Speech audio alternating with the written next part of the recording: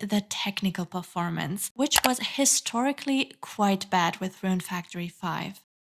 So there is a big elephant in the room that needs to be addressed. Rune Factory Guardians of Azuma now has a slight delay and releases on June 5th instead of May 30th. This new date aligns with the launch of the Switch 2, so there shouldn't be any need to worry. Or should there be?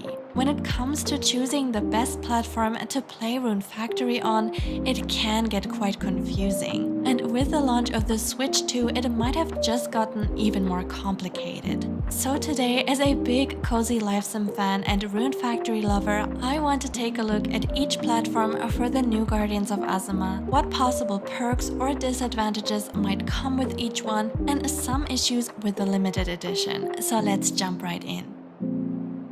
Now, Rune Factory is an RPG, but it is also a cozy life sim, aka slow life game by Japanese definition. And as such, I think it is best enjoyed in handheld mode or while chilling on a couch. However, it is no secret that the PC version of Azuma is likely going to be the one platform that will look the best and also perform the best. So it definitely already beats the Switch in terms of graphics, but not when it comes to comfort and coziness, in my opinion at least. I am a PC gamer, but when I really want to wind down and relax, it just feels the best to play in bed on handheld mode. A desktop PC might not be able to give us that experience, but there is, of course, also the Steam Deck. And while I don't own one myself at the moment, I'm thinking about getting one, and I have certainly heard great things about it. So if you are a proud Steam Deck owner,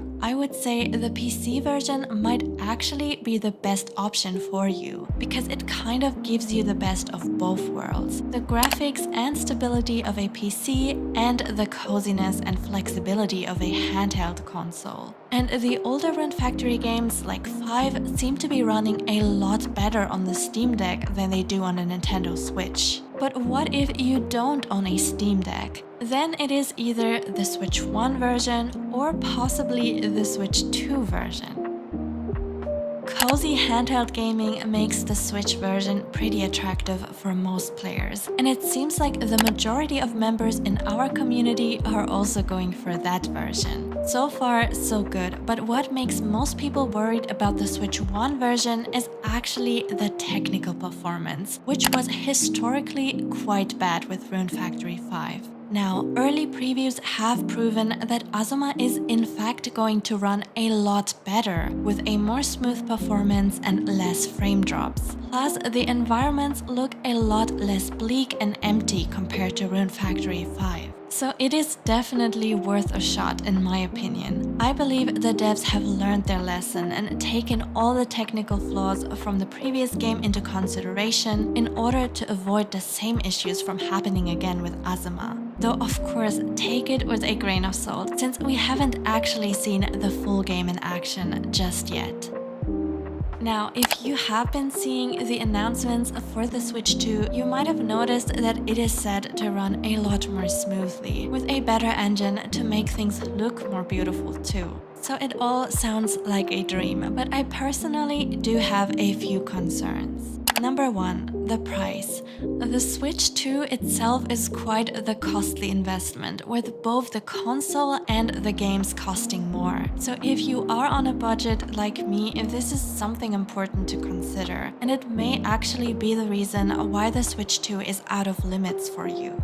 Number 2, it is also known that apparently the Switch 2 will have a shorter battery life than the Switch 1. This is okay for players who only play at home, but be careful if you had planned to play on the go. Number 3, the limited edition of Guardians of Azuma does not come with a Switch 2 version, and this means an extra upgrade cost on top of it. This has actually been worrying some fans who already pre-ordered the edition without knowing this detail in advance. But most importantly, what does the Switch 2 upgrade even do? First of all, players can expect a higher resolution and a smoother frame rates for an overall better visual experience. Secondly, the new Joy-Con mouse controls will allow a slightly different experience when it comes to village building. This is mostly for more precise and intuitive gameplay, and it is definitely not a must in my opinion. The most important thing to know about the Switch 2 upgrade is that it will not come with extra gameplay features or content, which is definitely a relief and completely eliminates the fear of missing out. So big props to Marvelous for that. If you are like me and trying to weigh cost versus comfort, the Switch 1 is probably the most realistic option. It is cozy, it is handheld. Many of us already own a Switch 1 and I am pretty hopeful the performance will be more stable than Rune Factory 5. The PC version is super tempting though. The visuals look stunning, it'll likely run the smoothest. The only downside is that it is not handheld unless you've got a Steam Deck, in which case you kinda get the best of both worlds. If money is no issue for you, then sure, the Switch 2 might be worth it, especially if you are already hyped for it and all the other amazing launch titles. I just don't think it is worth it just for playing Azuma. So in the end, it all comes down to your personal preferences and what you value more, performance or comfort. Or sometimes it just comes down to our budget. So which platform will you be getting Rune Factory Guardians of Azuma on? Let me know in the comments. I am so curious to hear your thoughts on this. But this is it for today. Have a wonderful day, lovelies, and I see you for more cozy content.